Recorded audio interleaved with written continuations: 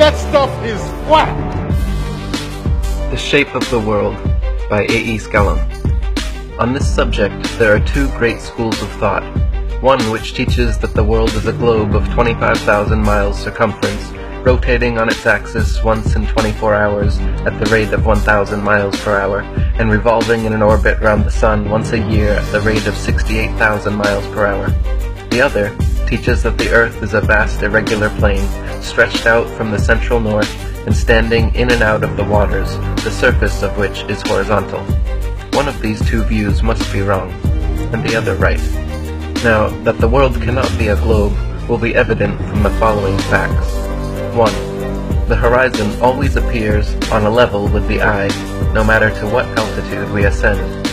Aeronauts assert that the horizon, HH in Figure 1, always appears on a level with the car, and that it, the horizon, seems to rise as they rise, the deepest part appearing to be immediately under the car, and that, instead of the surface of the Earth appearing convex as it should if it were a globe, see Figure 2, it appears concave as in Figure 1. Figure 1 represents what is seen by aeronauts. Figure 2, what should be seen if the Earth were a globe. Perspective shows that parallel lines appear to meet in the distance, as, for instance, railway lines, but diverging lines never can appear to meet, no matter how slight the divergence.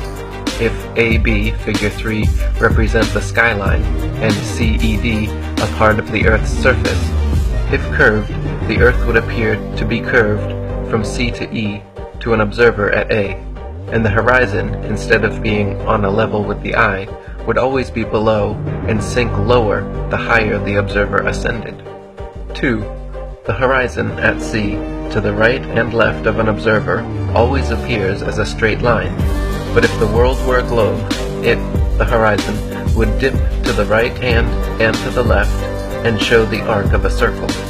If a plank or straight edge, about 12 feet long, be set level above the water, and the observer get at the back of the plank or straight edge, so that his eye be on a level with it, he will see the horizon as a perfectly straight or horizontal line.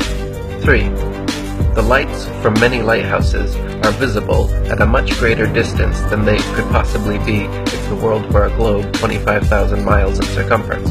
The flame of the Clare Island light can be seen, in clear weather, a distance of 31 statute miles.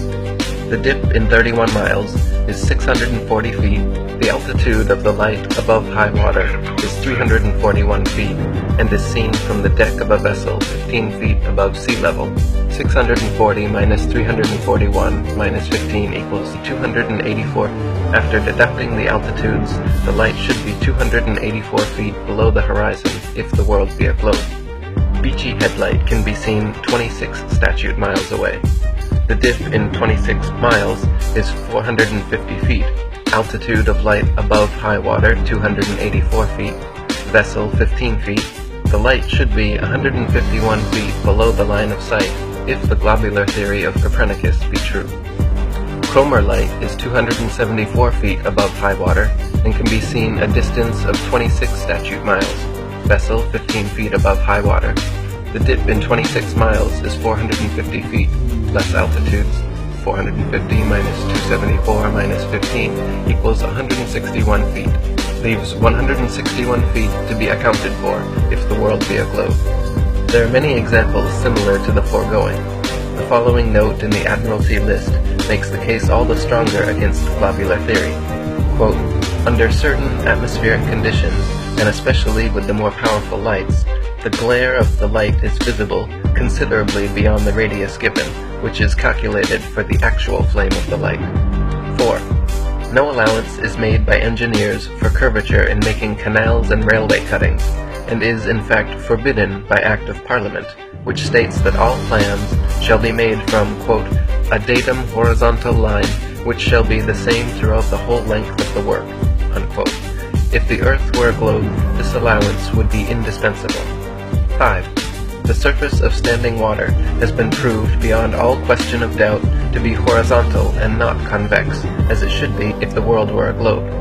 Water always finds its level, the surface of which, at rest, is always found to be horizontal. A convex surface is not a level or horizontal surface, although some people would have us believe it is. 6. The midnight sun being seen only in the northern regions is evidence against the globular theory. If the world were a globe, the midnight sun would be seen in the southern regions in December, as it is seen in the northern in June. The author of a book entitled The Land of the Midnight Sun says, quote, "At the pole, the observer seems to be in the center of a grand spiral movement of the sun. Why does this not occur in the southern regions?"